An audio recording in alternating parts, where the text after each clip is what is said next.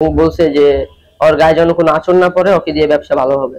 তো আপনার ছেলেকে যদি আপনি বাঁচাতে চান তাহলে আপনার 5 লক্ষ টাকা লাগবে। আমাকে বলছে যে হাতি জিল দিয়ে খাড়াও, তোমার ছেলের আমি দিয়ে দেবো। আমি আমার ল্যাপটপের মানে চার্জার কেনার জন্য আমি এলিফ্যান্ট রোড যাবো। সেদিন ফিলিস্তিনে আন্দোলন হতেছিল, তার ফলে বাসের রাস্তা চেঞ্জ করে সেটা মগবাজার ফ্লাইওভারের উপরে দেওয়া যায়। সেখান থেকে জ্যাম শুরু হয়। সেখান থেকে আমি নামার পথে নামার শেষে তখন আমাকে পিছন দিক দিয়ে কেউ একজন ডাক দেয়। ডাক দেওয়ার পরে আমি সাথে মানে একটু তার দিকে মানে তার ফেস ঝাপসা হয়ে যায়, আমি সেন্সলেস হয়ে যাই।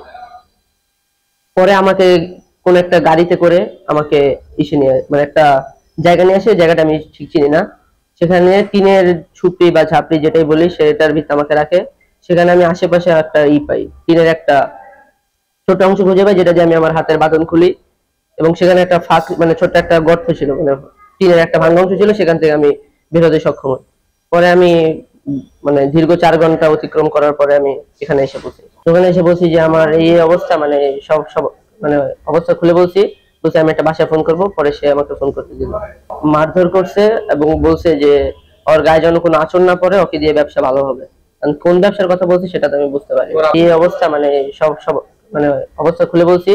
বলছে আমি একটা বাসায় ফোন করবো। পরে সে আমাকে ফোন করতে দিল, মারধর করছে এবং বলছে যে ওর গায়ে যেন কোনো আঁচড় না পড়ে, ওকে দিয়ে ব্যবসা ভালো হবে।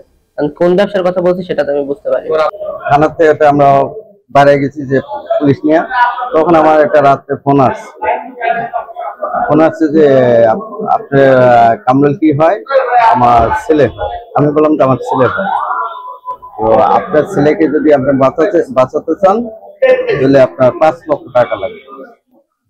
আমি বললাম যে না, আমার তো এবিলিটিস নাই, আমি দিন মজুরি খাই, সামান্য ব্যবসা করি। তো এই জন্য আমি বলছি যে আমার দেওয়া সম্ভব না। তো বলতেছে তাহলে তোর পোলারে আমি জবাই করবো। তো আবার ড্রাগ দিছে, তোর পোলা বাঁচবে না, তুই এখন এই মুহূর্তে যদি টাকা না দেস তো তোর পোলা মারা যাবে। মারা গেল। আমি বললাম যে তাহলে কি করতে হবে আমার? তাহলে তোর এটিএম কোনো বুথ আছে? আমি বলি না। তো বিকাশ আছে? বললাম যে না। তো আমার পরে আমার একটা মেয়ের সাথে দিলাম যে আমি কথা বুঝি না, আমার সেন্স নাই। তো মেয়ে বললো যে আপনি কি চান? বলে যে তোর ভাই হয়। তো হ্যাঁ, তো তোর বাইরে নিতে হলে এখন আমাকে আপাতত 20,000 টাকা দেবে। তো 20,000 টাকা দিতে, হ্যাঁ, তাহলে কোথায় দেবো? বলতে বিকাশ নাম্বার দাও। বিকাশ নাম্বার দিছে। তো আমি ফার্স্ট আমি আমার মেয়ের 5,000 টাকা বিকাশ করছে, পরে 2,000, তারপর 1,500, এরকম করতে করতে 26,000 টাকা দিচ্ছে। ও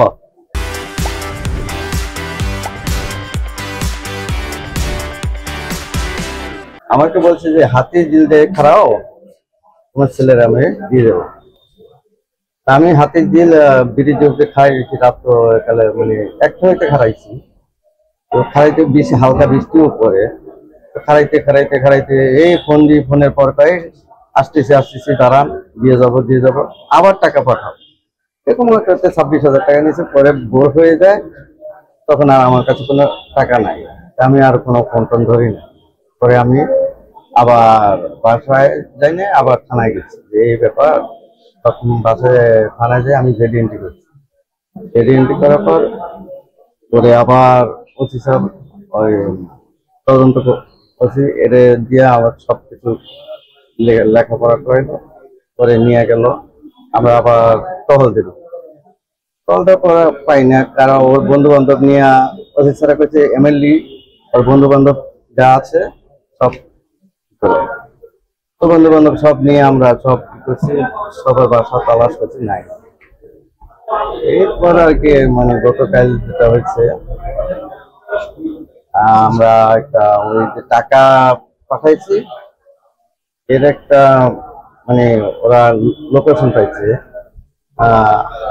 হাজারি 8,000, যেটা নারায়ণগঞ্জ, ওখানে গেছি।